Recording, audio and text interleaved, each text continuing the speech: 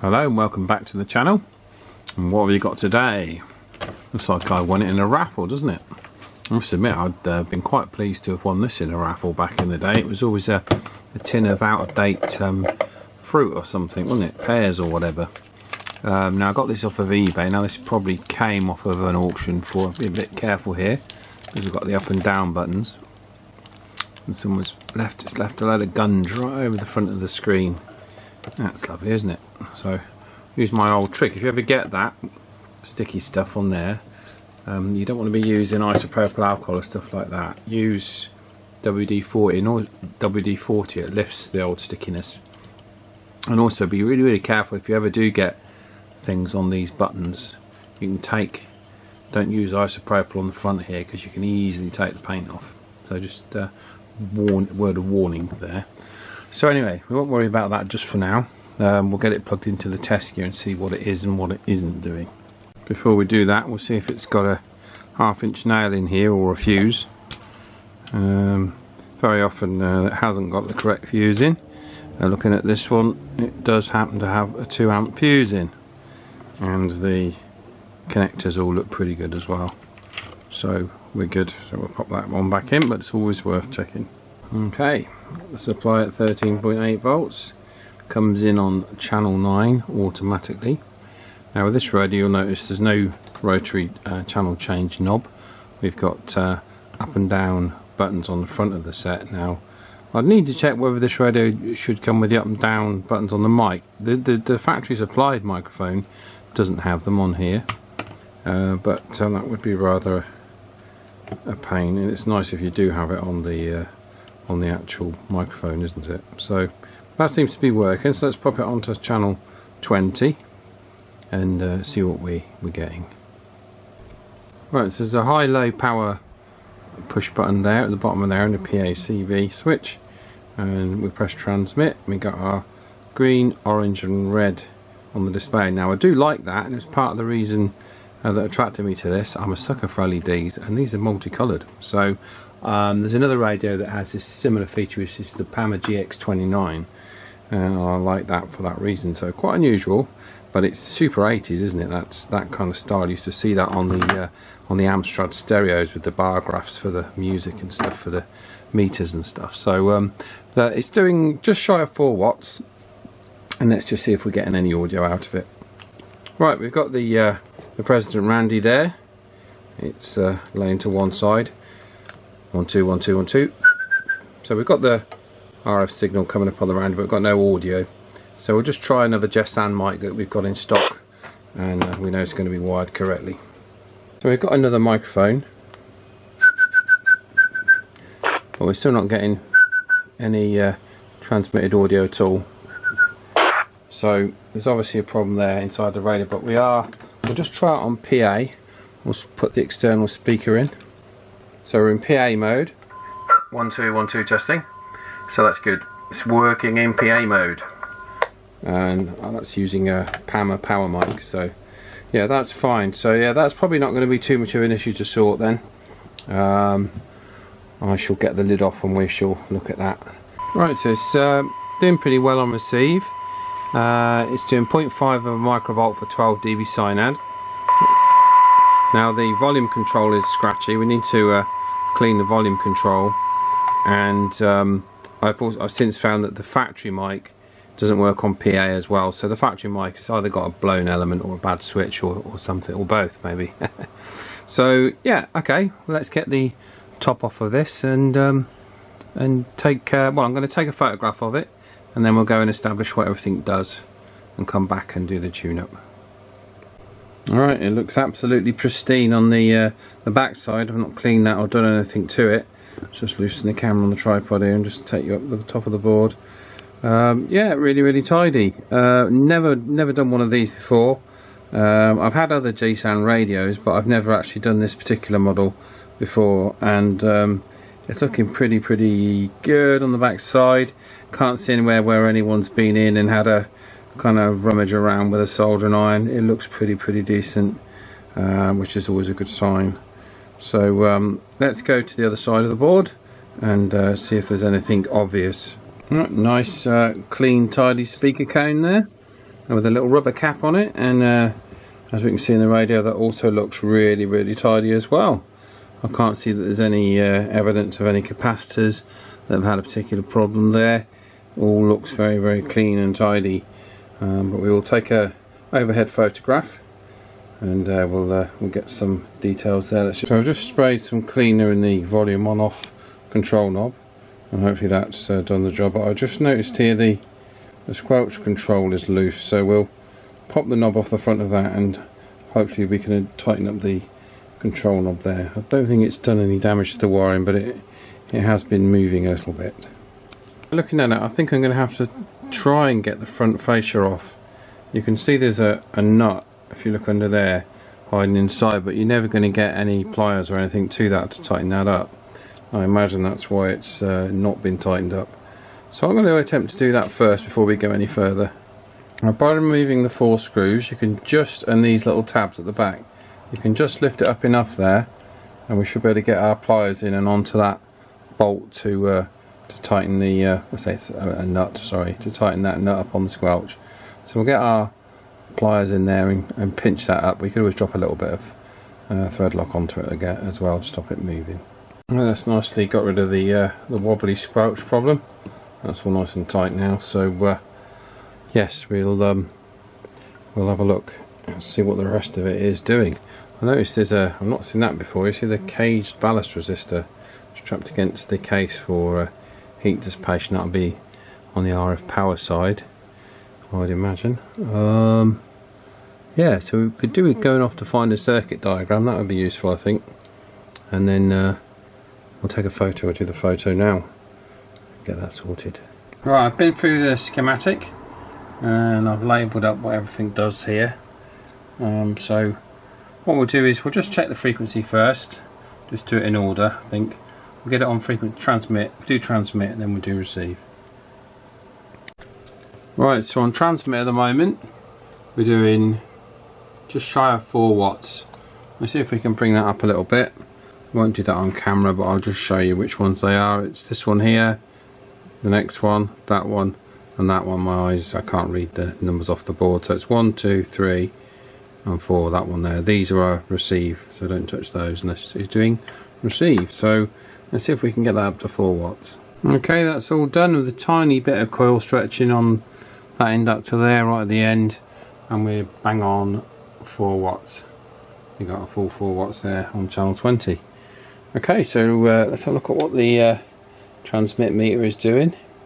Got all 3 bars on there. Like I say, this is only a 4-digit meter, but I do like how that looks. What about you? I'm a sucker for that sort of thing. If you need to adjust the power meter, it's that one at the top there on transmit. It does have a low power switch. We'll just put it into low power, and it's doing 0.4 of a watt. That isn't adjustable from what I can see on the circuit diagram anyway, so but that's bang on 0.4 of a watt, so we don't need to touch it anyway, which is good. Right, we've now sorted out that crackly control, so that's all good. So we'll stick a signal on and see what we're listening to. So we're still set at 0.5 of a microvolt on here, and we've picked up a little bit of extra receive sensitivity somehow. So let's knock this down and see what we're doing.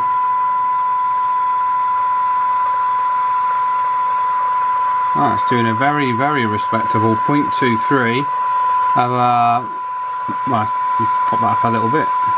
0.24 of a microvolt for 12 dB cyanide. So you can see the difference that just cleaning that volume control had on the cyanide reading. That was very dirty, wasn't it? So there you go, we're doing 0.24 of a microvolt. I'll just turn the sound down. 0.24 of a microvolt for 12 dB cyanide. Now, somebody mentioned about turning the volume up and down affecting the cyanide reading. No, it doesn't. The cyanide meter has an automatic gain control circuit in it. So if I was to turn, if I turn it right down it, but if I turn it up, you'll see that it doesn't affect the cyanide reading because the cyanide meter automatically adjusts the level, okay? So I just thought I'd make that clear because somebody asked the question. So there we go. That is, I'll probably make that worse, won't I, now on receive? 0.23 of a microvolt, but we'll do it nonetheless, and I think we'll We'll start off first by adjusting the detector. Well, you can see from the ripple on that we do need to straighten out the receive, so I will go through that in a minute and see if we can improve things a little bit. But we'll just adjust the adjust for peak on this. The FM detector is the white coil. I'll show you in a second. Okay, so we just want to go for peak on this. As you can see from the waveform there, it's just definitely need a little bit of alignment. So we'll go through that. And you can see just by pushing down on the detector coil there, I'm getting some change. So might be a little bit of a dry joint on the back of that. I'm going to go and go over that with the soldering iron. Yeah, I'm going to go around that with the soldering iron. I think we might have a little bit of a dry joint there. Looking around this sort of area here, but I can't see anything that looks too dry. But we'll go around it with a soldering iron nonetheless and see if that improves things. Right, that's a lot better now. That's doing 0.21 of a microvolt for 12 dB synode. And there was indeed a dry joint on the back of that. There's quite a finite adjustment as well. So let's adjust the signal meter. So we'll put 100 microvolts on here and we'll adjust the meter for S9. According to the diagram, the signal meter adjustment potentiometer is that one there, which I think is RV2. Okay, I'll turn the noise off for you, and there we go. If we just adjust it there, we can get plus 30. And what we need to do is just to back that off, just so it's extinguished, and that should be spot on. As you can probably tell with these meters, they're not very accurate, but certainly it's better than some of the more modern sets, which of course are just a glorified transmit light.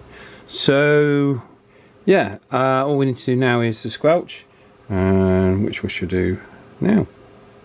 Well, the squelch is a little bit weak. The best I can get here is it coming in at 0.5 of a microvolt on the high end at maximum, and on the lowest it's coming in here at 0.1. Let's just turn it up a little bit. It's coming in at 0.13 and then going off at 0.1. So not the best squelch, not the strongest squelch, but not a lot I can do about that.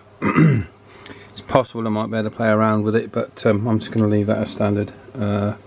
It's okay on the low end. So what does that leave? Well, it's easy to forget, isn't it? It's easy to forget the TX. We're not getting any transmitted audio.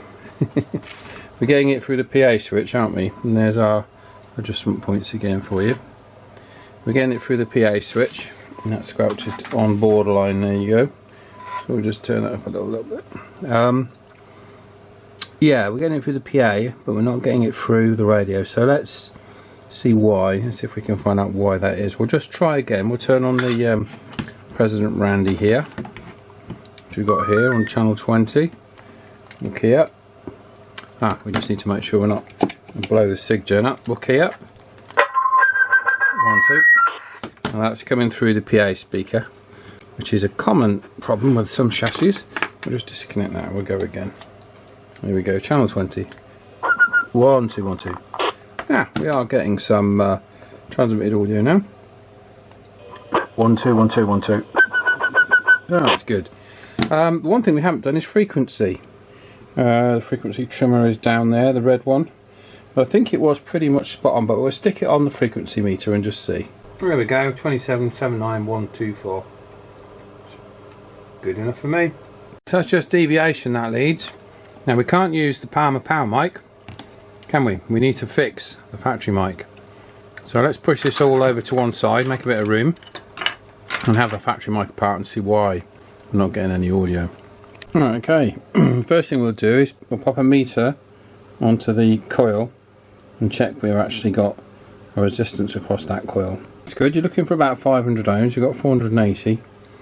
We'll just have a quick inspection of the wiring on the mic. We'll spray a bit of cleaner in there first, and then we'll beep down the lead to see what continuity we're getting.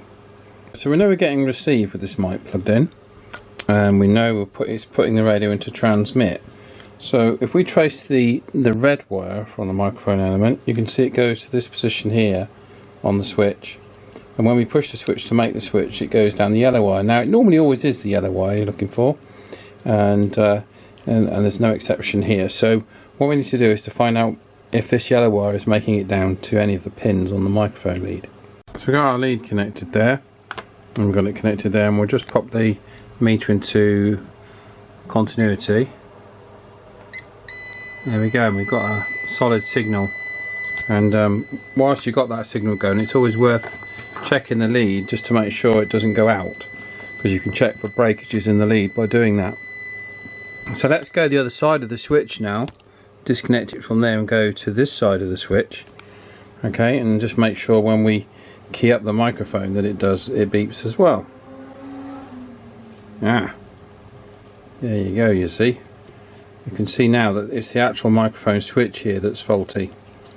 It's not making contact, because if it were, that signal would be going down the microphone lead. So that's the way you diagnose your mic faults. The resistance of the coil is fine. Obviously the signal tracing up to this yellow wire is fine, but as you can see now, we've not got anything on the switch. So that's where our problem lies, within the switch. Now we might be able to repair this. You can do, they've got these little fold out tabs on here, and sometimes you can just take the switches apart and repair it. So we'll have a go.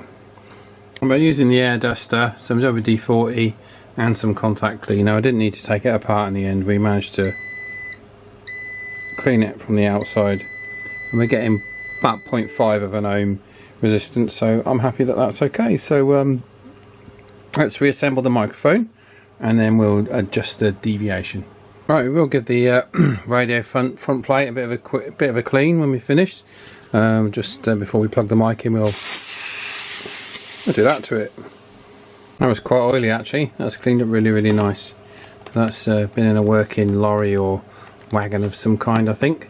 That's cleaned up perfect. So let's get it plugged into this and we'll check the deviation. There we go, we've got the Randy. 1 2 1 2 1 2. Okay, and see what deviation we do. 1 2 1 2. I'll get the oscillator on that and we'll bring that up a little bit. 1 2 1 2, testing. 1 2 1 2 1 2. There we go. That's better. And usually on this set the factory screws are sort of self-tapping types. Don't normally see that, but they are on this. I'll show you that trick with the WD-40. We'll just put a little bit on a rag, on the end of a rag. Literally what I normally do is just lay the rag out like that, shake up with just normal WD-40, put a little spot on there, like that. Right, with our little bit of WD-40 on the end of the rag, just literally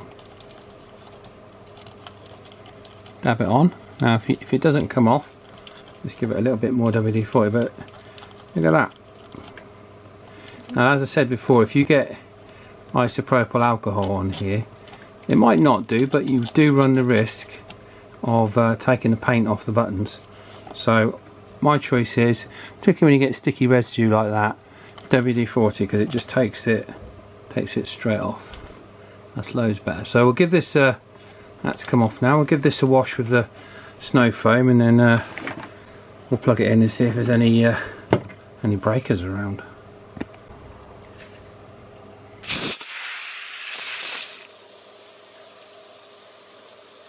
Go, that's looking a lot cleaner, and there's quite a lot of noise around tonight, as you can see from the signal meter there. So what we'll do is we'll pop the Brandy 3 into the other room, and then we'll turn this on and just do a quick transmission test, and then if Mick is around, we'll see if we can grab him and do an over-the-air test. Jesan KT-4004 has just been fully serviced and sorted out. Quite a rare little radio these, you don't see them very often. Testing 1 2 3 4 5 5 4 3 2 1, and this is with the factory mic. Testing 1 2 3 4 5 5 4 3 2 1, using the President Randy 3, just stood outside, testing the receive of the KT-4004. 1 2 3 4 5 5 4 3 2 1. Alright, I think that cleaned up really nice. It's all working as it should. We'll probably leave that for today now, and see if we can grab hold of Mick tomorrow in the day sometime, and we'll do an over-the-air test. and then we'll pop this one on the shelf. Like I say, they don't come up very often on eBay, these, and I saw this, and because it had still got the factory mic, I went for it, so very pleased. Okay, Mick, we've got the Jesan KT-4004 here. Quite a rare little beast. Little beast, this one. You don't see these popping up too often these days. Picked this one up on eBay, fairly reasonable with the original factory microphone. And I mean, they're hamstrung by the fact that they're quite small radios. Obviously, the internal speakers are small, so it's a little bit tinny and stuff. But nonetheless, I like this radio because of its signal display meter being multicolored. So I just think it looks of the era. It's a nice little set. So I wonder how it's sounding at your end, although of course we've been listening to it by now on the video, Rod. It's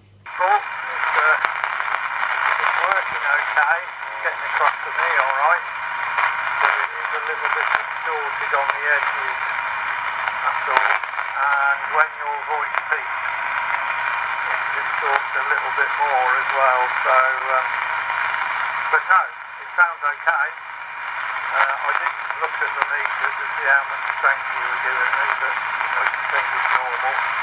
And there's a little bit of white noise as well, just coming up on the signal, but that could be the conditions, atmospheric conditions, couldn't it? So, back to you, Paul. Back to you, Paul. Yeah, Roger, it's better. It's still a little bit thin. The audio's a little bit thin on it. Again, maybe that was a characteristic of the sets as they were and are. So yeah, but it, you know, like I say, that's why we test these sets out. If you've got time, we'll just do a quick comparison with something a bit beefier, like the UK 4000 here. And in fact, if I used your one, Mick, that would be good, because we haven't done an audio test with it since I've repaired it. So I'm going to go and get your rig, Rick, Mick, Rick, and then we'll do the test with yours. So if you want to stop recording at that end, and then I'll get your radio up, and then we'll try that, Rog. Right, we've got Mick's NI440DX, which I've recently had to put a new synthesizer chip in. It's had my relay modification as well, so I was just about to hand this back to him, and we'll do this as a direct comparison. I mean, this is a much more bassier set. I mean, you can hear just by knocking the squelch back there. Much bigger speaker, bigger set, so you're going to get a completely different sound altogether. As you will, if you've been a regular viewer of the channel, you know I'm a real big fan of these radios anyway, no matter which channel knob they've got on them. They're all cracking radios. So yeah, I think this is a great set to have. Everyone tends to jump for the Yorks and for the 240s and stuff like that, but these are a real, if you get them, drop onto eBay at the right time, you can pick these up for very, very cheaply, and I think they're a great set. So let's see how Mick's receiving me. Roger D. Okay, yeah, just thought we'd put this one on because we've not done an audio test since I'd done the repair on it. I'm sure it's probably okay, but I wonder how this is sounding. This is your repaired NI440DX. I thought we'd show this as a comparison in terms of the speaker tone between those two sets, and that, you know, you can get a much deeper, bassier tone, don't you, off of the bigger radio. But I wonder how it's sounding at your end. I wonder what you think. Well, yeah, it sounds better than the you actually changed the radios over, haven't you? So yes, you're coming through Quite a bit clearer, Paul. Yeah, Roger D. Like I say, with all these radios, they vary from radio to radio, don't they? And of course, with testing, you'll get to know which radio sounds the best, and some radios will sound better on different rigs at your end as well for different reasons. You know, like a wide radio on a Fidelity 1000 would sound great, wouldn't it? So The radio testing with Paul. We're on channel 40 at the moment. The quick brown fox jumps over the lazy dog. I'm now going to change to channel 1. This is Mick returning. Same radio again, and the quick brown fox jumps over the lazy dog. And that will be the end of the recording for now, Paul. Okay, back to you. Yeah, Rog, Mick, yeah, there's definitely a lot more noise down here on 1 than there is on 40. I'll stick this on the end of the video just to show the difference when we change to channel 40, Rog. That's quite interesting. Alright, I hope you enjoyed this repair video of the Jesan KT-4004. Like I say, not a super popular radio back in the day, and they're getting a bit rarer these days. And always nice to do a comparison with a bigger set, and it does make quite a difference, doesn't it, on the received audio side. So there you go. I hope you've enjoyed this one. I've got some fun videos in the pipeline, some other videos with Mick to sort out, and hopefully we'll crack on with some of those while the weather's still good. So if you have been, thanks ever so much for watching. Please like and subscribe if you're not already subscribed. Really helps you when you do that. And we'll catch you on the next one. Take care.